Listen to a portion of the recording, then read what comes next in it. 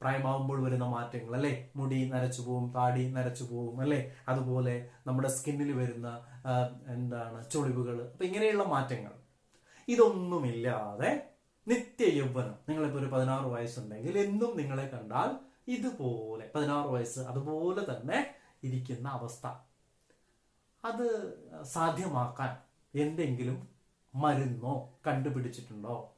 അല്ലെങ്കിൽ ആ രീതിയിൽ എന്തെങ്കിലും റിസർച്ച് നടക്കുന്നുണ്ടോ? നിങ്ങൾ അന്വേഷിച്ചിട്ടുണ്ടോ? ആലോചിച്ചിട്ടുണ്ടോ?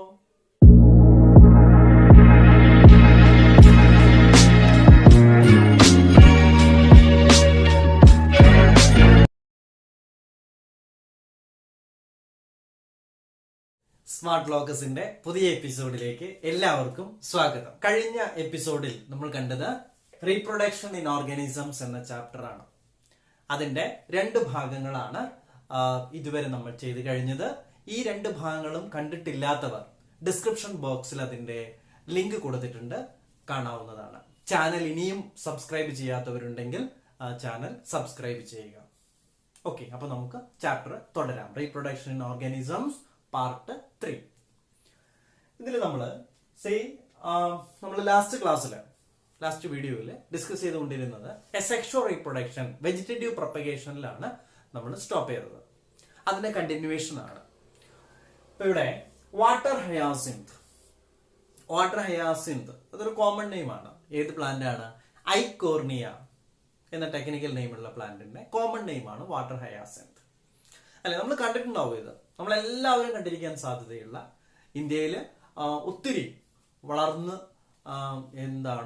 ഒരു വീഡ്സ്, കള അൺവാണ്ടഡ് പ്ലാന്റ് എന്ന് നമ്മൾ പറയും അല്ലെ, അങ്ങനെയുള്ള ഒരു പ്ലാന്റ് ആണ് ഏത്? Water hyacinth. എവിടെയാ കാണുന്നത്? വെള്ളത്തിലാണ്, കെട്ടിക്കിടക്കുന്ന വെള്ളത്തിലാണ്. റണ്ണിങ് വാട്ടറിലല്ല, കെട്ടിക്കിടക്കുന്ന വെള്ളത്തിൽ. ഇപ്പൊ ലേക്കിലൊക്കെ ആവാം. അപ്പോ ഈ പ്ലാന്റ് വാട്ടർ ഹയാസിന്ത് ആക്ച്വലി ഇത് ഇന്ത്യയിലോട്ട് കൊണ്ടുവന്നത് ഒരു ഓർണമെന്റൽ പ്ലാന്റ് ആയിട്ടാണ്. Because of its beautiful flowers. ഏതാണ്ട് ഒരു വയലറ്റ് കളറിനടുത്ത് വരുന്ന അതുപോലുള്ള നല്ല അട്രാക്റ്റീവ് ആയിട്ടുള്ള ഫ്ലവർ ആണ്. നിങ്ങൾ കണ്ടിട്ടുണ്ടാവും നേരിട്ട്, അതല്ലെങ്കിൽ ഫോട്ടോ ഒക്കെ കണ്ടു കാണും. അപ്പോൾ because of its flowers and shape of leaves, ഇതുകൊണ്ടാണ് ഇത് ഇന്ത്യയിലോട്ട് കൊണ്ടുവന്നത്. അപ്പൊ it was introduced as an ornamental plant അല്ലേ. ഇതിന്റെ ഭംഗി, സൗന്ദര്യം കണ്ടിട്ടാണ് ഇത് ഇന്ത്യയിലോട്ട് കൊണ്ടുവന്നത്. പക്ഷെ കൊണ്ടുവന്ന് കഴിഞ്ഞപ്പോൾ എന്താ സംഭവിച്ചത്? ഇത് വളരെ ഫാസ്റ്റ് ആയിട്ടാണ് റീപ്രൊഡ്യൂസ് ചെയ്യുന്നത്. ഇറ്റ് റീപ്രൊഡ്യൂസസ് എങ്ങനെയാണ്? വെജിറ്റേറ്റീവ്ലി ആണ്. That is through offset. നമ്മൾ ലാസ്റ്റ് ക്ലാസ്സിൽ കണ്ടു കഴിഞ്ഞു. ഓഫ്സെറ്റ് വെജിറ്റേറ്റീവ് റീപ്രൊഡക്ഷൻ ആണ്. അങ്ങനെ ഭയങ്കര ഫാസ്റ്റ് ആയിട്ടാണ് ഇത് വളരുന്നത്. അപ്പോ എന്താ സംഭവിക്കുന്നത്? ഫാസ്റ്റ് ആയിട്ട് വളർന്ന ഒരു വാട്ടർ ബോഡിയിൽ ഇത് കവർ ചെയ്ത് കഴിഞ്ഞാൽ it drains oxygen from that water body. മനസ്സിലായോ? അതിൽ നിന്ന് വെള്ളം ഡ്രെയിൻസ് ഓക്സിജൻ, അതിനകത്തുള്ള ഡിസോൾവ്ഡ് ഓക്സിജൻ ഒക്കെ വലിച്ചെടുക്കുകയാണ്. അപ്പോ it kills other aquatic organisms അല്ലെ, ഫിഷസ് അതുപോലുള്ള മറ്റു ഓർഗാനിസംസ് ഇല്ലേ വെള്ളത്തില്. ഈ ഓർഗാനിസത്തിനൊന്നും ഓക്സിജൻ കിട്ടില്ല. അങ്ങനെ അവരൊക്കെ ചത്തുപോകും. ഓക്കെ, അപ്പോ പിന്നെ ഇതിനെ റിമൂവ് ചെയ്യാൻ, ഇവിടുന്ന് ഒഴിവാക്കാൻ വേണ്ടി ശ്രമിച്ചു. പക്ഷെ it is not easy to get rid of them അല്ലെ. അതിനെ ഒഴിവാക്കുക എന്ന് പറയുന്നത് അത്ര എളുപ്പമുള്ള കാര്യമല്ല, കാരണം അത്ര ഫാസ്റ്റ് ആയിട്ടാണ് അത് വളരെ. അപ്പോ അതുകൊണ്ടാണ് ഇതിന് മറ്റു പേരുകൾ വരുന്നത്. എന്താണ്? ടെറർ ഓഫ് ബംഗാൾ അല്ലെ, ടെറർ ഓഫ് ബംഗാൾ, അല്ലെങ്കിൽ സ്കോർജ് ഓഫ് വാട്ടർ ബോഡി. സ്കോർജ് എന്ന് പറഞ്ഞാൽ എന്താണ്? മെഴ്സിലെസ് ഹണ്ടർ ആണ്. ശരിയല്ലേ? ഒരു ദയമില്ലാത്ത വേട്ടക്കാരനാണ് അല്ലെ. ഫിഷസ് അല്ലെ, മീനുകളും മറ്റ് ഓർഗാനിസംസും ഒക്കെ ഓക്സിജൻ കിട്ടാതെ ഇങ്ങനെ പിടച്ചു മരിക്കുമ്പോഴും വാട്ടർ ഹയാസിന്ത് എന്താ ചെയ്യുന്നേ? Drains oxygen. ഓക്കെ, അപ്പോ അങ്ങനെ ഒരു one of the most problematic weed species ആയിട്ട് ഏത് മാറിക്കഴിഞ്ഞു? Water hyacinth. ഓക്കെ, അപ്പൊ ഇത്രയും കാര്യങ്ങളാണ് വാട്ടർ ഹയാസിന്തിനെ കുറിച്ച് ഓർത്തിരിക്കേണ്ടത്.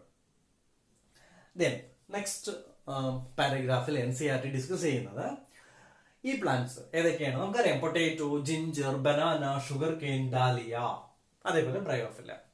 ഈ പ്ലാന്റ്സ് നമ്മൾ കൾട്ടിവേറ്റ് ചെയ്യുന്നത് എങ്ങനെയാണ്? നിങ്ങൾക്ക് എല്ലാവർക്കും അറിയാം. അപ്പൊ പൊട്ടാറ്റോ നമ്മൾ എന്താ എടുക്കുന്നത്? അല്ലെ, സ്റ്റെം ആണ്, ട്യൂബർ ആണ്. ജിഞ്ചർ, ബനാന, റൈസോം ആണ് അല്ലെ. പൊട്ടാറ്റോ നമ്മൾ പറയും, ഒരു പൊട്ടാറ്റോ എടുത്ത് നോക്കിയിട്ടുണ്ടെങ്കിൽ നമ്മൾ പറയും എന്താണ്? ഐസ് അല്ലെ, കണ്ണുകൾ, ഐസ് ഓഫ് പൊട്ടാറ്റോ. ആക്ച്വലി അത് എന്താണ്? അതിൽ നിന്നാണ് പുതിയ പ്ലാന്റ് അല്ലെ, അത് നോഡാണ്. അതേപോലെ ജിഞ്ചർ ബനാന, ഇതിലും പുതിയ പ്ലാന്റ് ഒറിജിനേറ്റ് ചെയ്യുന്നത് എവിടെ നിന്നാണ്? ഫ്രം നോട്ട്സ് ആണ്.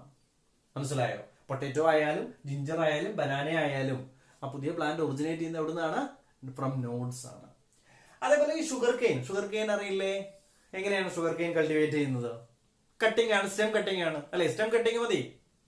അതേപോലെ ഡാലിയ, സ്റ്റെം കട്ടിങ്ങിലൂടെ പുതിയ പ്ലാന്റ് ഉണ്ടാക്കാൻ പറ്റും. അതല്ലെങ്കിൽ റൂട്ട് ട്യൂബർ ആണ് അതിനകത്തുള്ളത്, റൂട്ട് ട്യൂബർ. അപ്പൊ ഇങ്ങനെയൊക്കെയാണ്. പിന്നെ ബ്രയോഫില അറിയാമല്ലോ. ബ്രയോഫില എങ്ങനെയാ? അവിടെ സ്റ്റെമ്മും അല്ല റൂട്ടും അല്ല, ഏതാണ്? ലീഫ് ആണ്. ഫ്രം ലീവ്സ് അല്ലെ ന്യൂ പ്ലാന്റ്സ് അറൈസസ്. അപ്പോ സെക്ഷുവൽ റീപ്രൊഡക്ഷനിൽ നമുക്കൊരു കൺക്ലൂഷനിലോട്ട് വരാം. എന്താണ്? സെക്ഷുവൽ റീപ്രൊഡക്ഷൻ സാധാരണ കാണുന്നത് ലോവർ ഓർഗാനിസത്തിലാണ്, അതല്ലെങ്കിൽ ബോഡി ഓർഗനൈസേഷൻ സിമ്പിൾ ആയിട്ടുള്ള ഓർഗാനിസങ്ങളിലാണ്. Okay, but they shift to sexual mode during unfavourable conditions. അല്ലെ? സാഹചര്യങ്ങൾ പ്രതികൂലമാവുമ്പോൾ അവരെങ്ങോട്ട് മാറുകയാണ്? സെക്ഷുവൽ റീപ്രൊഡക്ഷനിലോട്ട് മാറുകയാണ്. എന്തുകൊണ്ടായിരിക്കും? Sexual reproduction create variation. അല്ലെ? പ്രതികൂല സാഹചര്യങ്ങൾ അതിജീവിക്കണമെങ്കിൽ എന്ത് വേണം? വേരിയേഷൻ വേണം. ആ വേരിയേഷൻ ഉണ്ടാവണമെങ്കിൽ സെക്ഷുവൽ റീപ്രൊഡക്ഷൻ വേണം. അപ്പൊ that is the conclusion. Okay, ഇനി നമുക്ക് ഏതിലോട്ട് വരാം? സെക്ഷുവൽ റീപ്രൊഡക്ഷനിലോട്ട് വരാം. When we analyze the diverse organisms, അല്ലെ, അതിപ്പോ ഫംഗസ് ആയാലും പ്ലാന്റ്സ് ആയാലും അനിമൽസ് ആയാലും ഏതെടുത്ത് നോക്കിയാലും they differ in their morphology, അല്ലെ, അതേപോലെ അനാറ്റമി, അതേപോലെ ഫിസിയോളജി, എല്ലാത്തിലും വ്യത്യാസം ഉണ്ടെങ്കിലും വളരെ അത്ഭുതകരമായ ഒരു കാര്യം എന്താണെന്നറിയാമോ? they all share എന്താണ്? a similar pattern when it comes to sexual reproduction. മനസ്സിലായോ? സെക്ഷുവൽ റീപ്രൊഡക്ഷനിലോട്ട് വരുമ്പോ ഇവരുടെ എല്ലാം പാറ്റേൺ ഏതാണ്ട് ഒരേപോലെയാണ്. ബാക്കി എല്ലാ കാര്യങ്ങളിലും വ്യത്യസ്തത ഉണ്ടെങ്കിലും സെക്ഷുവൽ റീപ്രൊഡക്ഷൻ വരുമ്പോൾ ഒരേ പാറ്റേണിലാണ് എല്ലാ സെക്ഷുവലി റീപ്രൊഡ്യൂസിങ് ഓർഗാനിസവും വരുന്നത്. ഓക്കെ, പോയിന്റ് ക്ലിയർ അല്ലേ? പിന്നെ ഏതൊരു സെക്ഷുവലി റീപ്രൊഡ്യൂസിങ് ഓർഗാനിസം ആണെങ്കിലും അതിന്റെ ലൈഫ് സൈക്കിളിൽ ദർ വിൽ ബി 3 സ്റ്റേജസ്. അപ്പൊ ദർ ആർ 3 ഫേസസ് എന്ന് പറയാം. 3 ഘട്ടങ്ങളുണ്ട്. 3 phases in the life cycle of a sexually reproducing organism. ഏതൊക്കെയാണത്? ഫസ്റ്റ് ഫേസ് ജുവനൈൽ ഫേസ്, അല്ലെങ്കിൽ നമ്മൾ എന്ത് വിളിക്കും? Vegetative phase. Second phase reproductive phase. Third phase senescent phase. ആദ്യത്തത് ജുവനൈൽ ഫേസ് ആണ് അല്ലെ? ജുവനൈൽ ഫേസ് എന്ന് പറഞ്ഞു കഴിഞ്ഞാൽ ഇപ്പൊ സെക്ഷുവലി റീപ്രൊഡ്യൂസിങ് ഓർഗാനിസം ആണെങ്കിൽ ആ ഓർഗാനിസം ബർത്ത് അല്ലെ, soon after birth it won't be able to reproduce അല്ലെ? ജനിച്ചു കഴിഞ്ഞാൽ ഉടനെ തന്നെ റീപ്രൊഡ്യൂസ് ചെയ്യാൻ സാധിക്കുമോ? ഒരിക്കലും ഇല്ല. അപ്പൊ there is A period of growth അല്ലെ, വളർച്ചയുടെ ഒരു ഘട്ടമുണ്ട്. During which it attains maturity അല്ലെ, സെക്ഷുവൽ മെച്ചൂരിറ്റി ഒക്കെ അറ്റൈൻ ചെയ്യുന്ന ആ ഒരു ടൈമിലാണ്. ആ ഒരു ഇനിഷ്യൽ ഫേസിനെയാണ് നമ്മൾ എന്ത് വിളിക്കുന്നത്? ജുവനൈൽ ഫേസ് എന്ന് വിളിക്കുന്നത്. ഇൻ ആനിമൽസ്, ആനിമൽസിലാണ് ജുവനൈൽ ഫേസ് എന്ന് വിളിക്കുന്നത്. പ്ലാന്റ്സിലോ വെജിറ്റേറ്റീവ് ഫേസ് എന്ന് വിളിക്കുന്നു. മനസ്സിലായോ? പ്ലാന്റ്സിലാവുമ്പോൾ ഇനിഷ്യൽ സ്റ്റേജ് എന്താണ്? ഡെവലപ്മെന്റ് ഓഫ് ലീവ്സ് വേണം അല്ലെ, റൂട്ട്, സ്റ്റെം, ഇതൊക്കെ ഡെവലപ്പ് ചെയ്യുക. അതാണ് വെജിറ്റേറ്റീവ് ഗ്രോത്ത് എന്ന് പറഞ്ഞാൽ പ്ലാന്റില്. അപ്പൊ ഫസ്റ്റ് ഫേസ് ക്ലിയർ അല്ലേ? പ്ലാന്റ്സില് വെജിറ്റേറ്റീവ് ഫേസ് എന്നും അനിമൽസില് ജുവനൈൽ ഫേസ് എന്നും പറയുന്നത് പീരീഡ് ഓഫ് ഗ്രോത്ത്. ഓക്കെ, അടുത്ത ഫേസ് ആണ് ഇത് റീപ്രൊഡക്റ്റീവ് ഫേസ്. പ്ലാന്റ്സിനെ സംബന്ധിച്ചിടത്തോളം ഫ്ലവറിംഗ് ആണ് അല്ലെ? ഫ്ലവർ പ്രൊഡ്യൂസ് ചെയ്യുന്നത് എന്തിനാണ്? ഫോർ റീപ്രൊഡക്ഷൻ ആണ്, അടുത്ത ജനറേഷൻ ഉണ്ടാവാൻ വേണ്ടിയിട്ടാണ് അല്ലെ? അപ്പോൾ റീപ്രൊഡക്റ്റീവ് ഫേസ്, ആ സമയത്താണ് ഓർഗാനിസംസ് റീപ്രൊഡക്റ്റീവ്ലി ആക്റ്റീവ് ആയിട്ട് വരുന്നത് അല്ലെ? ഓക്കെ, മൂന്നാമത്തത് അല്ലെങ്കിൽ അവസാനത്തതാണ് ഇത് സെനസെന്റ് ഫേസ്. എന്താണ് സെനസെൻസ് എന്ന് പറഞ്ഞാൽ? ഏജിങ് ആണ്, പ്രായമാവുക. ദ ഓർഗാനിസം ബിക്കംസ് ഓൾഡ് അല്ലെ, പ്രായമാവുകയാണ്. ഓക്കെ, പ്രായമായി വരികയാണ്. That ultimately leads to death of the organism. ആ ഓർഗാനിസത്തിന്റെ മരണത്തിന് കാരണമാവും. ഈ 3 ഫേസും, ഏത് 3 phase? Vegetative phase, reproductive phase and senescent phase are clearly visible അല്ലെ? എവിടെയൊക്കെയാണ്? in annuals and biennials എന്ന് പറയാം. എന്താണ് ആനുവൽസ് എന്ന് പറഞ്ഞാൽ? ഒരു വർഷം അതിന്റെ ജീവിതം. പ്ലാന്റിന്റെ ആനുവൽസ് എന്ന് പറയുന്നത് ഒരു വർഷം ജീവിക്കുന്ന പ്ലാന്റ് ആണ്. അതിന്റെ ലൈഫ് സ്പാൻ കംപ്ലീറ്റ് ആവും ഒരു വർഷത്തില്. മനസ്സിലായോ? ഒരു വർഷത്തിൽ. അപ്പോൾ ഈ 3 ഫേസും വേണം. ആദ്യം എന്തുണ്ടാവും? Vegetative phase. പിന്നെ ആദ്യത്തെ അല്ലെ, എന്തായാലും വെജിറ്റേറ്റീവ് ഫേസ് ആയിരിക്കില്ലേ? അതായത് ഡെവലപ്മെന്റ് ഓഫ് റൂട്ട് ഉണ്ടാവും, സ്റ്റെം ഉണ്ടാവും, ലീഫ് ഉണ്ടാവും. അത് കഴിഞ്ഞിട്ട് എന്താണ്? ഫ്ലവർ. അപ്പോൾ റീപ്രൊഡക്റ്റീവ് ഫേസ്. അത് കഴിഞ്ഞ് ഫെർട്ടിലൈസേഷൻ, സീഡൊക്കെ ഡെവലപ്പ് ചെയ്ത് കഴിഞ്ഞാൽ പിന്നെ ഷെഡിങ് ഓഫ് ലീവ്സ് അല്ലെ, ഇതൊക്കെ കഴിഞ്ഞ് becomes old, senescent phase and ultimately death. ഒരു വർഷത്തിൽ ഇതെല്ലാം സംഭവിക്കും. മനസ്സിലായി? അപ്പൊ ക്ലിയർ കട്ട് ആയിട്ട് ഈ 3 ഫേസ് നമുക്ക് കാണാം. ഇത് ബൈനിയൽസ് ആവുമ്പോൾ 2 years 2 വർഷമാണെന്ന് മാത്രം. 12 months ഇവിടെ 24 months ആവുന്നു എന്ന ഡിഫറൻസ് മാത്രമേ ഉള്ളൂ. ഓക്കെ, ഇനി നോട്ട് ചെയ്യേണ്ട പോയിന്റ് എന്താണ്? See, in perennials it's very difficult to define these 3 phases. Perennials എന്ന് പറഞ്ഞാൽ എന്താണ്? ഫസ്റ്റ് ഓഫ് ഓൾ, പെരനിയൽ എന്ന് പറഞ്ഞാൽ എന്താണ്? ലിവ്സ് ഫോർ മെനി ഇയേഴ്സ്, വർഷങ്ങളോളം ജീവിക്കുന്ന പ്ലാന്റിനെയാണ് എന്ത് പറയുന്നത്? പെരനിയൽസ് എന്ന് പറയുന്നത്. അപ്പോൾ ആദ്യം there will B A period of growth അല്ലെ, ഒരു മെച്ചൂരിറ്റി പീരീഡ് ഉണ്ടാവും, അതായത് വെജിറ്റേറ്റീവ് ഫേസ് ഉണ്ടാവും. പക്ഷെ അത് ആയിക്കഴിഞ്ഞാൽ ഇപ്പൊ നമ്മുടെ ചുറ്റിലും എടുക്കുക, വളരെ മാവ്, പ്ലാവ് ഒക്കെ ഇല്ലേ നമ്മുടെ ചുറ്റിലുള്ള ഇങ്ങനെയുള്ള പ്ലാന്റ്സ് ഇല്ലേ വളരെ ഫെമിലിയർ ആയിട്ടുള്ളത്, ഒന്ന് എടുത്തു നോക്കൂ അല്ലെ. ഇനിഷ്യലി ഒരു സ്റ്റേജ് ഉണ്ടാവും, അത് കഴിഞ്ഞിട്ട് എല്ലാ വർഷവും അവിടെ എന്തുണ്ട്? ഫ്ലവറിംഗ് ഇല്ലേ? എല്ലാ വർഷവും ഫ്ലവറിംഗ് ഉണ്ടാവും. അത് മാത്രമോ, എല്ലാ വർഷവും പുതിയ പുതിയ ഇലകൾ ഉണ്ടാവുന്നില്ലേ? തളിർ ഇലകൾ ഉണ്ടാവുന്നില്ലേ? ന്യൂ ലീവ്സ് ഫോം ചെയ്യുന്നില്ലേ? അപ്പൊ അതെന്താണ്? വെജിറ്റേറ്റീവ് ഫേസ് ആണ്. എല്ലാ വർഷവും ഫ്ലവർ ചെയ്യുന്നു എന്ന് പറയുമ്പോൾ ഏത് ഫേസ് ആണ്? റീപ്രൊഡക്റ്റീവ് ഫേസ് ആണ്. എല്ലാ വർഷവും ഇലകൾ കൊഴിഞ്ഞു പോകുന്നുണ്ട് ഇല്ലേ? കൊഴിഞ്ഞു പോകുന്നില്ലേ? ഒരേ ഇലകളാണോ throughout the year plant ഉപയോഗിച്ചുകൊണ്ടിരിക്കുന്നത്? ഒരിക്കലും അല്ല, കൊഴിഞ്ഞു പോകുന്നുണ്ട്. അപ്പോ അവിടെ ഏത് ഫേസ് ഉണ്ട്? സെനസെന്റ് ഫേസ് ഉണ്ട് അല്ലേ? ഇത് 3 ഉണ്ട്. അപ്പൊ ഇത് കൂടെ ഇങ്ങനെ വരികയാണ്. അതായത് ഒരു പ്ലാന്റ് ഇപ്പൊ 70 വയസ്സ് അല്ലെ, 70 വർഷം ലൈഫ് സ്പാൻ ഉള്ള ഒരു പ്ലാന്റിന് ആദ്യത്തെ ഇത്രയും വർഷം അല്ലെങ്കിൽ 30 വർഷം ഇങ്ങനെയാണ് ഒരു ഫേസ് ആണ്, അടുത്ത കുറച്ച് വർഷങ്ങൾ ഇത്രയും ഫേസ് ആണ് എന്നൊന്നും പറയാൻ സാധിക്കില്ല. അങ്ങനെ ഡിഫൈൻ ചെയ്യാൻ ആനുവൽസിലും ബൈനിയൽസിലും നമുക്ക് സാധിക്കും അല്ലെ. ആനുവൽസിൽ തുടക്കത്തിലെ കുറച്ച് മാസങ്ങൾ വെജിറ്റേറ്റീവ് ഫേസ് മാത്രമായിരിക്കും, അത് കഴിഞ്ഞ് കുറച്ച് മാസങ്ങൾ ഫ്ലവറിംഗ് മാത്രമായിരിക്കും, അത് കഴിഞ്ഞാൽ പിന്നെ സെനസൻസ്, ഡെത്ത്. അതുപോലെ അത്രേ ഉള്ളൂ. അതുപോലെ ഡിഫൈൻ ചെയ്യാൻ എവിടെ സാധിക്കില്ല? പെരനിയൽസിൽ സാധിക്കില്ല എന്നാണ് പറഞ്ഞതിന് അർത്ഥം. മനസ്സിലായോ? ആ 3 ഫേസ് ഇവിടെ ഇല്ല എന്നല്ല, 3 ഫേസും എന്തായാലും ഉണ്ട്, എല്ലാ സെക്ഷലി റീപ്രൊഡ്യൂസിങ് ഓർഗാനിസത്തിലും ഉണ്ട്. പക്ഷെ അതുപോലെ ഡിഫൈൻ ചെയ്യാൻ ഇവിടെ സാധിക്കില്ല. പോയിന്റ് ക്ലിയർ അല്ലേ? ഇനി ചില അൺയൂഷ്വൽ ഫ്ലവറിംഗ് ഫിനോമിന കാണിക്കുന്ന പ്ലാന്റ്സിനെ പരിചയപ്പെടാം. ഒരെണ്ണമാണ് ഏത്? സ്ട്രൊബൈലാന്തസ് കുന്തിയാന. സ്ട്രൊബൈലാന്തസ് കുന്തിയാന ഇതാണ് ഫുൾ നെയിം. സ്ട്രൊബൈലാന്തസ് ജീനസ് നെയിം ആണ്, കുന്തിയാന സ്പീഷീസ് നെയിം ആണ്. ഒന്നുമില്ല, ഇത് ഏതാണ്? നീലക്കുറിഞ്ഞിയാണ്. നമ്മുടെ നീലക്കുറിഞ്ഞി കേട്ടിട്ടില്ലേ? നീലഗിരി അല്ലെ. അപ്പോ ഈ സ്ട്രൊബൈലാന്തസ് കുന്തിയാനയുടെ പ്രത്യേകത എന്താണെന്നറിയാവോ? ദേ ഫ്ലവേഴ്സ് വൺസ് ഇൻ 12 years. 12 വർഷത്തിൽ ഒരു തവണ മാത്രമേ ഫ്ലവർ ചെയ്യുന്നുള്ളൂ. അപ്പൊ ഫ്ലവർ ചെയ്യുമ്പോൾ അവിടെയുള്ള ആ ഏരിയ കംപ്ലീറ്റ് എന്താണ്? ഫ്ലവർ ചെയ്യാണ്. 2006 നമ്മുടെ മൂന്നാറില് ഫ്ലവർ ചെയ്തിരുന്നു. 12 വർഷം കഴിഞ്ഞു 2018 ലാസ്റ്റ് ഫ്ലവർ ചെയ്തിട്ടുണ്ടായിരുന്നു. മാസ് ഫ്ലവറിംഗ് ആണ്.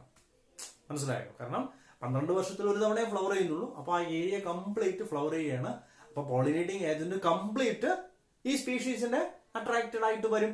കാരണം ബൾക്ക് അല്ലെ, മാസ് ഫ്ലവറിംഗ് അല്ലേ. യെസ്. പിന്നെ വേറെ ഒരു എക്സാമ്പിൾ ആണ് ബാംബു. നമുക്കറിയില്ലേ ബാംബു സ്പീഷീസിന്റെ പ്രത്യേകത എന്താണെന്ന് അറിയാമോ? അവരുടെ life span four 50 to 100 years. എന്ന് വെച്ചാൽ ഇതില് സ്പീഷീസ് ഉണ്ട്, 50 years ലൈഫ് സ്പാൻ ഉള്ള സ്പീഷീസ് ഉണ്ട്, 100 years വരെ ലൈഫ് സ്പാൻ ഉള്ള സ്പീഷീസ് ഈ ഗ്രൂപ്പിലുണ്ട്. ഓക്കെ, ഈ ബാംബുവിന്റെ പ്രത്യേകത എന്താണെന്ന് അറിയാവോ? They flowers only once in their life time.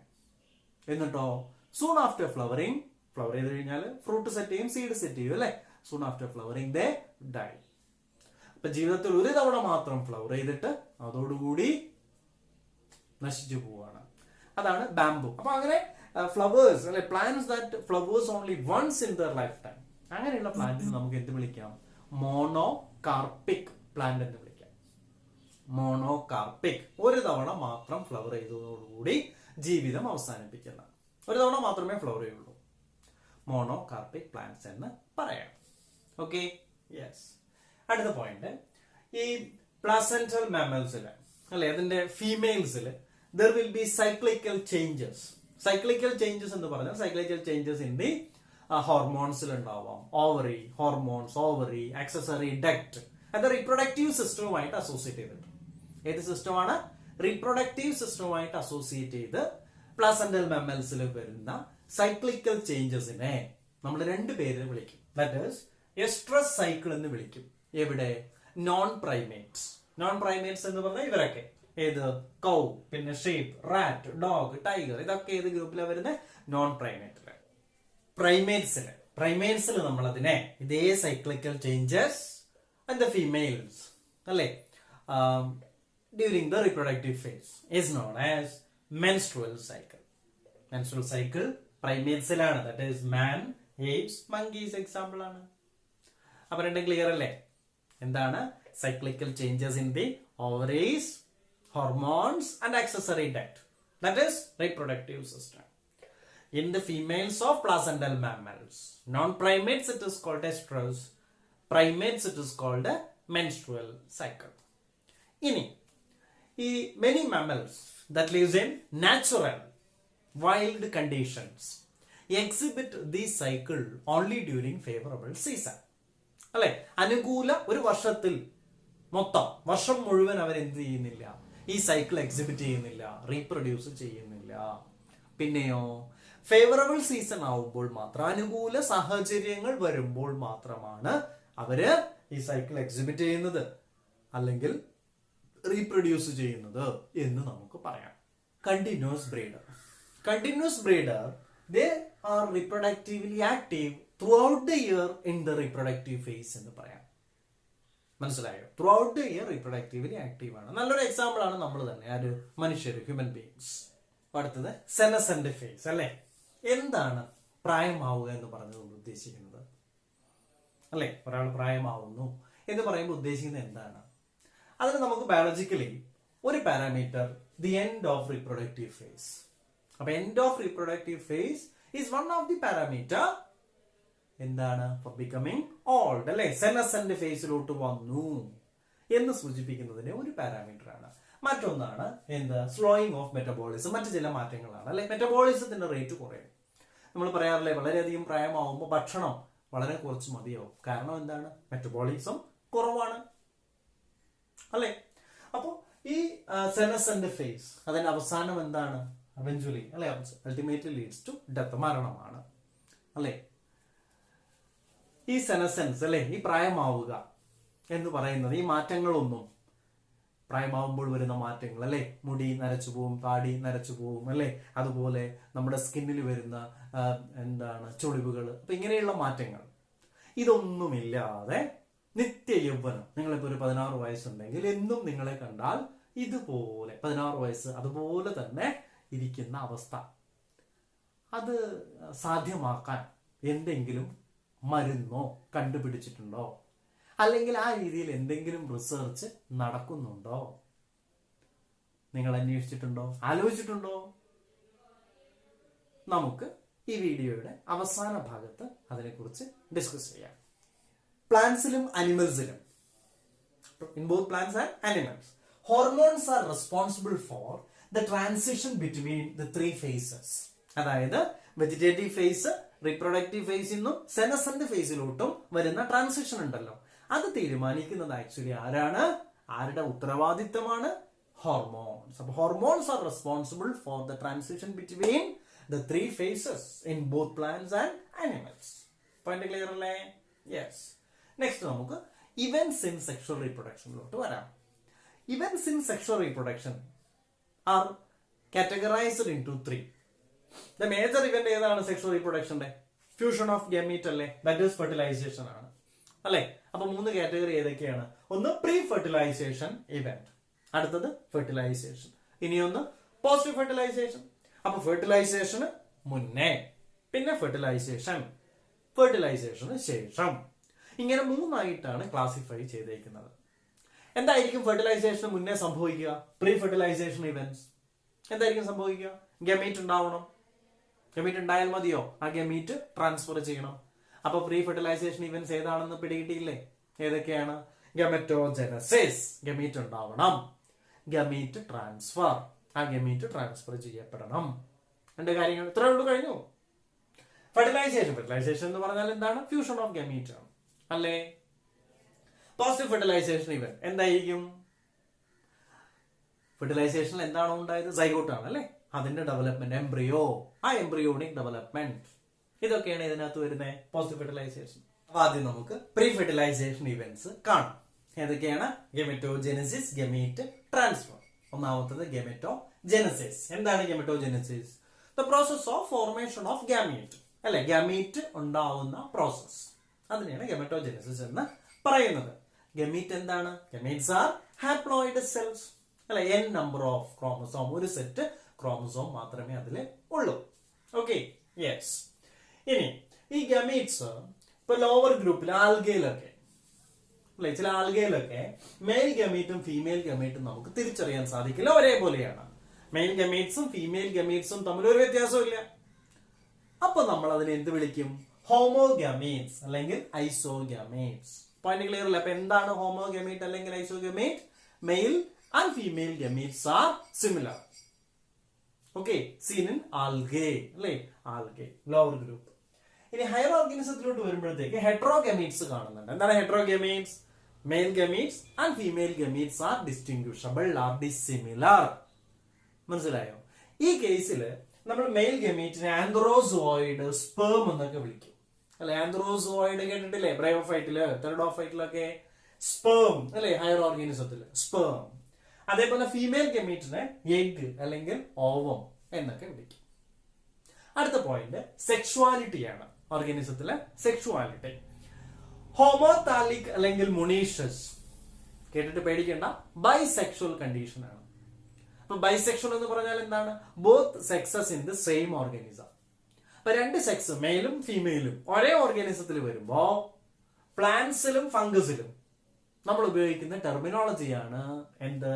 ഹോമോതാലിക് അല്ലെങ്കിൽ മൊണീഷ്യസ്. മോണോ എന്ന് വെച്ചാൽ സിംഗിൾ, സിംഗിൾ ഹൗസ് എന്നാണ് അർത്ഥം മൊണീഷ്യസ് എന്ന് പറഞ്ഞാൽ. ഒരു വീട്ടില് ആരൊക്കെ? Male and female. അങ്ങനെയാണ് മൊണീഷ്യസ് എന്ന പേര് വരുന്നത്. മനസ്സിലായോ? മൊണീഷ്യസ് പ്ലാന്റ്സിന് എക്സാമ്പിൾ ആണ് coconut, cucurbit. Coconut and cucurbit example for ഏത് പ്ലാന്റ് ആണ്? മൊണീഷ്യസ് പ്ലാന്റ് എന്ന് വെച്ചാൽ ബൈസെക്ഷുവൽ പ്ലാന്റ്. ആ പ്ലാന്റില് മെയിൽ സെക്സ് ഓർഗൻ, ഫീമെയിൽ സെക്സും ഉണ്ട്. ക്ലിയർ അല്ലേ? ഇനി ഹെറ്ററോതാലിക് ഡയേഷ്യസ്. അപ്പൊ എന്ത് കണ്ടീഷൻ ആയിരിക്കും? യൂണിസെക്ഷൽ കണ്ടീഷൻ ആയിരിക്കും. മനസ്സിലായില്ലേ? ഒരു പ്ലാന്റില് മെയിൽ സെക്സ് ഉണ്ടെങ്കിൽ വേറൊരു പ്ലാന്റിലായിരിക്കും അതിന്റെ ഫീമെയിൽ സെക്സ് ഉണ്ടാവുക. പോയിന്റ് ക്ലിയർ അല്ലേ? അപ്പോ heterothallic dioecious, unisexual condition in fungi and plants. Dioecious പ്ലാന്റ്സിന് എക്സാമ്പിൾ ആണ് ഏത്? Date palm, papaya. Dioecious plant ആണ് എന്ന് വെച്ചാൽ ഡയേഷ്യസ്, ടു ഹൗസ് അല്ലെ, രണ്ട് വീടുകളിലായിട്ടാണ് ആരുള്ളത്? മെയിലും ഫീമെയിലും ഉള്ളത്. അതാണ്, that is the word meaning. Okay, so point clear അല്ലേ? Monoecious, dioecious. അടുത്ത point staminate flower, pistillate flower. Staminate flower എന്ന് പറഞ്ഞാൽ യൂണിസെക്ഷൽ മെയിൽ ഫ്ലവർ, അതിൽ സ്റ്റേമൻ അല്ലേ ഉണ്ടാവുള്ളൂ, ആൻഡ്രീഷ്യം മാത്രമല്ലേ ഉണ്ടാവുള്ളൂ. അപ്പോ യൂണിസെക്ഷൽ മെയിൽ ഫ്ലവറിനെ എന്ത് പറയുന്നു? Staminate flower. അപ്പോ ഗസ് ചെയ്തൂടെ? നിങ്ങൾക്ക് ഗസ് ചെയ്യാമല്ലോ. പിസ്റ്റുലേറ്റ് എന്തായിരിക്കും? Unisexual female flower, that is known as pistillate flower. ഇനി നമുക്ക് നേരത്തെ പറഞ്ഞ ടോപ്പിക് ഏതാണ്? നിത്യ യൗവനം അല്ലെ, സാധ്യമാണോ? അതിലോട്ട് വരാം. ആക്ച്വലി 2008 നൊബേൽ പ്രൈസ് കിട്ടിയേക്കുന്നത് നിങ്ങൾക്ക് ഗൂഗിൾ ചെയ്താൽ അറിയാൻ പറ്റും. എലിസബത്ത് ബ്ലാക്ക്ബേൺ ആണ്. ഏത് കാര്യത്തിനാണെന്നറിയാവോ? Discovery of the secret of ageing ആണ്. പ്രായമാവുന്നതിന്റെ പിന്നിലുള്ള രഹസ്യം മനസ്സിലാക്കിയതിനാണ് 2008 നൊബേൽ പ്രൈസ് കിട്ടിയേക്കുന്നത്. അപ്പോ ഇവര് മനസ്സിലാക്കിയിരിക്കുന്നത്, അവരുടെ ഡിസ്കവറി എന്താണ്?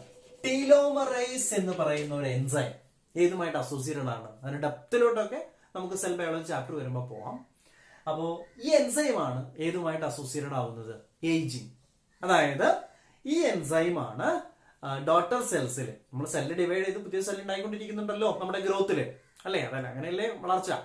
അപ്പോ പുതിയ സെൽസില് നമ്മുടെ ജനറ്റിക് മെറ്റീരിയൽ ഉള്ള ക്രോമസോം എന്നൊക്കെ കേട്ട് കാണും അല്ലെ? അപ്പൊ ഈ ജനറ്റിക് മെറ്റീരിയൽ ഉള്ള ക്രോമസോമിന്റെ എന്താണ്? സിന്തസിസ്, ഫോർമേഷൻ ആയിട്ട് അസോസിയേറ്റഡ് ആണ് എൻസൈം എന്ന് മാത്രം ഓർത്തിരിക്കുക. ഈ എൻസൈം ഇൻഎഫിഷ്യന്റ് ആവുമ്പോൾ സിന്തസിസിനെ അത് അഫക്ട് ചെയ്യും. അങ്ങനെ അതായത് ക്രോമസോമിന്റെ പ്രൊട്ടക്ഷനെ അത് അഫക്ട് ചെയ്യും. അങ്ങനെ പ്രായമാവുന്നു അല്ലെ, ആ ചേഞ്ചസ് വരുന്നു എന്നതാണ് ഡിസ്കവറി. അപ്പോ റിസർച്ച് നടന്നുകൊണ്ടിരിക്കുന്നുണ്ട് ഇപ്പോൾ. ഏത് കാര്യത്തിനാണെന്നറിയാവൂ? ഇതിനൊരു സബ്സ്റ്റിറ്റ്യൂട്ട്, ഒരു ആർട്ടിഫിഷ്യൽ സബ്സ്റ്റിറ്റ്യൂട്ട് കണ്ടുപിടിക്കുക. കണ്ടുപിടിച്ചു കഴിഞ്ഞാൽ പിന്നെ ആ ചേഞ്ചസ് ഒന്നും നമുക്ക് വിസിബിൾ ആവില്ല അല്ലെ? പ്രായമാവുന്നതിന്റെ ചേഞ്ചസ് ഒന്നും വിസിബിൾ ആവില്ല. നമ്മൾ 15 വയസ്സാണ്, ഓക്കെ, അതുപോലെ തന്നെ എന്നും കാണുന്ന അവസ്ഥയിലോട്ട് വരും. നിത്യ യൗവനം സാധ്യമാവും. ആ റിസർച്ച് വിജയിച്ചാൽ റിസർച്ച് നടന്നുകൊണ്ടിരിക്കുന്നു. അപ്പൊ ഇന്ന് വളരെ കുറച്ച് കാര്യങ്ങളാണ് റീപ്രൊഡക്ഷൻ ഓർഗാനിസം ചാപ്റ്ററിൽ നമ്മൾ കണ്ടത് അല്ലെ? ഇത് നന്നായിട്ട് പഠിക്കുക, NCERT വായിച്ച് NCERT പഠിച്ച് തയ്യാറെടുക്കുക. എല്ലാവർക്കും നന്ദി.